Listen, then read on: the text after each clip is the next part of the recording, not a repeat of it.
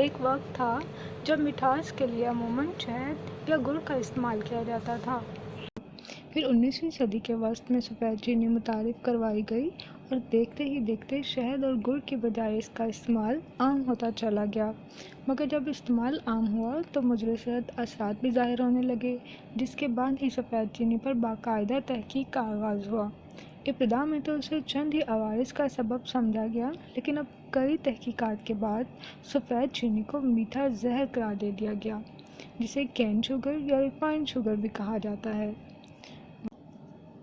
واضح رہے کہ نشاستہ دار غذائیں جسم میں پہنچ کر میٹابولزم کے عمل سے گزر کر گلوکوز میں کنورٹ ہو جاتی ہیں، اور چینی تو گلوکوز ہی کی ایک قسم ہے۔ چینی کی کئی اقسام ہیں، جیسے سکروز جو روزمرہ استعمال کی جاتی ہے، جس کا مارکس گنا اور چقندر ہیں۔ اسی طرح لیکٹوز دودھ میں پائی جاتی ہے اور فریکٹوز پھلوں کے ذریعے حاصل کی جاتی ہے۔ چینی میں مٹھاس کے علاوہ کسی قسم کا حیاتین، ریشہ اور معدنی نمک نہیں پایا جاتا، کیونکہ چینی بنانے کے عمل میں یہ تمام تر غذائی اجزاء ضائع ہو جاتے ہیں۔ اس لیے اس کے استعمال کے نتیجے میں سوائے کیلوریز کے کچھ حاصل نہیں ہوتا، الٹا اضافی مقدار مضر صحت اثرات ہی مرتب کرتی ہے، جیسا کہ چینی کے بکثرت استعمال سے دانتوں میں کیڑا لگنے، پائیوریا، مسوڑھوں کی سوجن اور شکر کی کمی کا عارضہ لاحق ہو سکتا ہے۔ اس عارضے میں خون میں شکر کی مقدار بڑھتی اور گھٹتی رہتی ہے۔ اس کی عام علامات میں تھکن، لرزہ، دل کی تیز دھڑکن، حافظے کے مسائل، دماغ کو ایک جگہ مرکوز رکھنے کی صلاحیت میں کمی اور جذباتی ناہمواری وغیرہ شامل ہیں۔ اس کے علاوہ چربی کی مقدار بڑھ جاتی ہے تو عضلات بھی گھلنے لگتے ہیں۔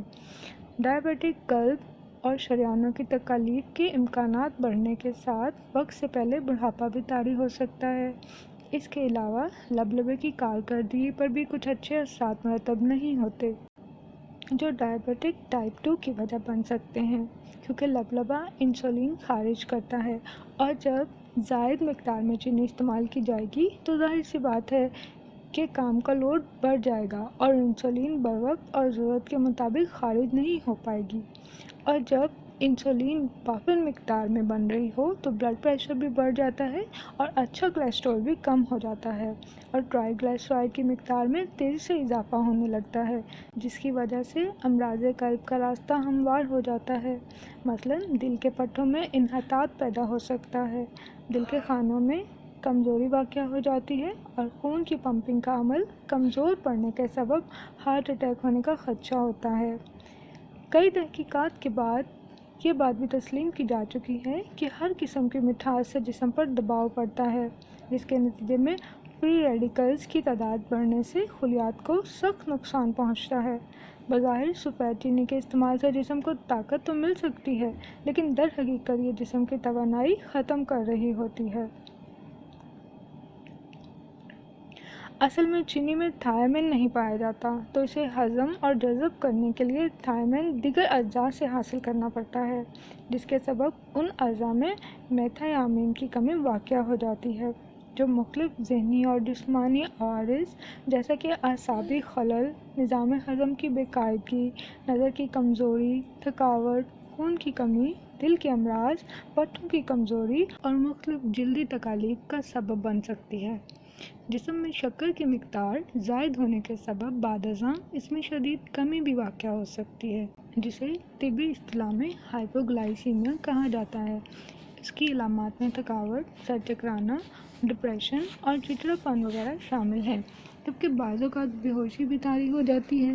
اضافی شکر جسم میں گلائکوجن کی شکل میں ذخیرہ نہیں ہوتی، کیونکہ ہمارے جسم میں شکر کی ایک مخصوص مقدار ہی گلائکوجن کی صورت میں ذخیرہ ہو سکتی ہے، جو بوقت ضرورت جسم کو مہیا کی جاتی ہے، جبکہ باقی بچ جانے والی شکر جسم میں چربی کی صورت میں جمع ہوتی رہتی ہے۔ جسم میں بننے والی ایک چربی ٹرائی گلائسرائڈ مضر کولیسٹرول ہے۔ جب خون میں ٹرائی گلائسرائڈ کا اضافہ ہوتا ہے تو وہ خون کی نالیوں کی دیواروں سے چپکنے لگتے ہیں، یہاں تک کہ دیواریں تنگ ہو جاتی ہیں۔ اس کے علاوہ چینی کی ذاتی خون میں تیزابیت بڑھانے کا بھی سبب بنتی ہے، کیونکہ چینی میں کوئی ریشہ نہیں پایا جاتا، اس لیے نظام ہضم کے امراض بالخصوص قبض کے امکانات بڑھ جاتے ہیں۔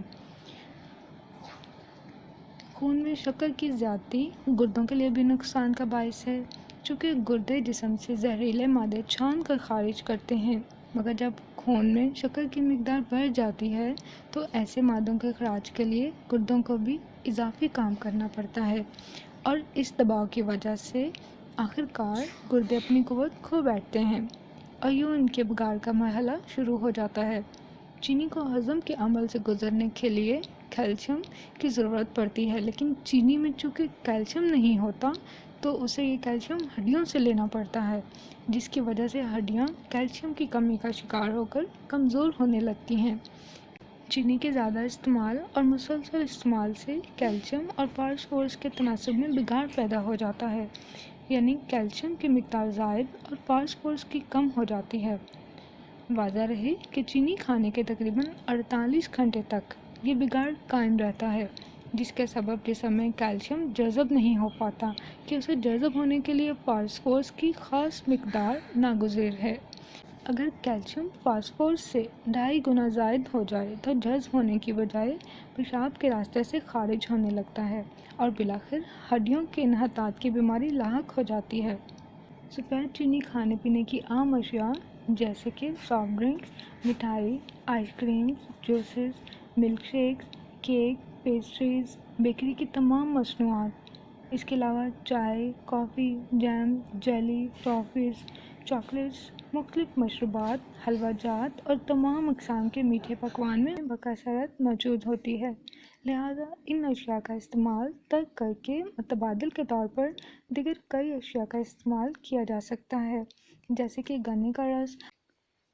اگرچہ سفید چینی بھی گنے کے ہی رس سے تیار کی جاتی ہے، لیکن اس کی تیاری کے دوران تمام غذائی اجزاء ضائع ہو جاتے ہیں، جبکہ گنے کا رس نہ صرف وٹامن بی اور سی کا بہترین ذریعہ ہے بلکہ جسم کو مٹھاس بھی پہنچاتا ہے۔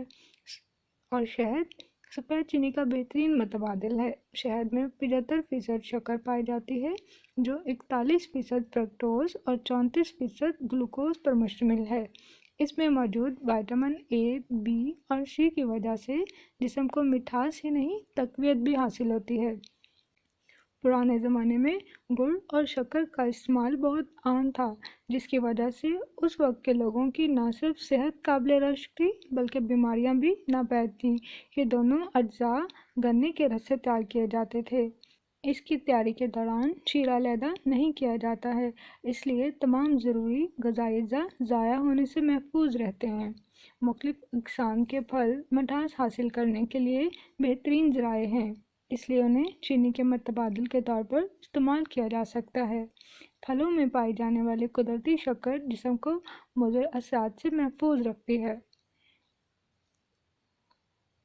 تو ملتے ہیں ایک نئی ویڈیو میں، تب تک کے لیے اللہ حافظ۔